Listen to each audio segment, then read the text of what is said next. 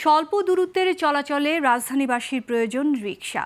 তবে এসব রিকশা চলবে পাড়া মহল্লার ভেতরের ছোট সড়কে, গুরুত্বপূর্ণ বা প্রধান সড়কে নয়। কারণ বড় সড়কে দ্রুত গতির যানবাহনের সাথে পাল্লা দিয়ে চলতে পারে না রিকশা। এতে হরহামেশা বাধে যানজট, ভোগান্তিতে পড়েন নগরবাসী। গণপরিবহন বিশেষজ্ঞরাও বলছেন, সড়কের ধারণ ক্ষমতার অতিরিক্ত এসব হালকা যানবাহন যানজট ও ভোগান্তি তৈরি করে। তাই পায়ে চালিত বা ব্যাটারি চালিত রিকশা কোনটা থাকবে বা না থাকবে এ বিতর্ক অবান্তর। বিস্তারিত মোহাম্মদ নুরুন নবীর প্রতিবেদনে। রাজধানীর বুকে চলছে ভারী যানবাহনের পাশাপাশি রিকশার মতো হালকা বাহন। বিজ্ঞানসম্মত না হলেও ঢাকার জন্য এটি যেন বাস্তবতা। এর মধ্যে ব্যাটারি চালিত রিকশার কারণে কোণঠাসা পায়ে চালিত রিকশা। প্রধান সড়কে কে থাকবে এ নিয়ে বিতর্ক চরমে। অবৈধ, ওদের কোনো নাম্বার নাই, লাইসেন্স নাই। গাড়ি আমাদের 50 টাকার ভাড়া, 30 টাকা 40 টাকা জায়গা। এরপরে 100 গাড়ি 1টা মিটার চার্জ দেয় অবৈধভাবে। দেশে বিদ্যুতের সংকট। হ্যাঁ, ওটা তো পিকআপে চলে, এটা তো কষ্ট লাগে। ওটা তো পিকআপে চলে।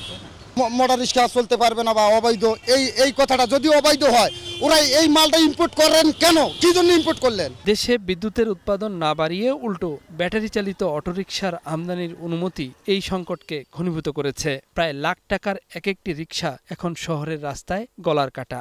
প্রতিনিয়ত ঘটছে একের পর এক দুর্ঘটনা।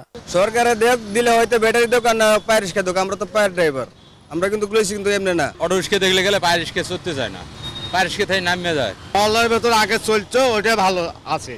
এখন তো সব জায়গায় যায়, ওরা সমস্যা তারা অন্যান্য গাড়িগুলো যানজট হয়। তারপরে ওরা যে ব্রেক করবে, ব্রেকটা ঠিকভাবে হয় না।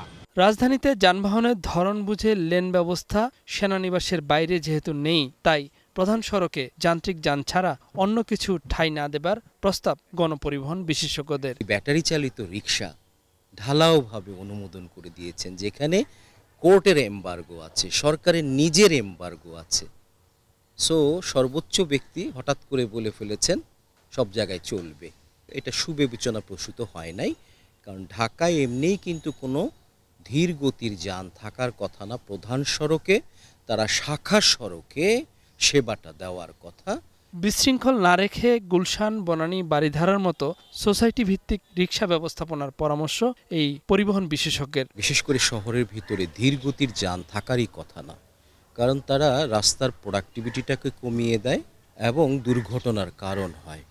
মোহাম্মদ নুরুন নবী, গ্লোবাল টেলিভিশন, ঢাকা।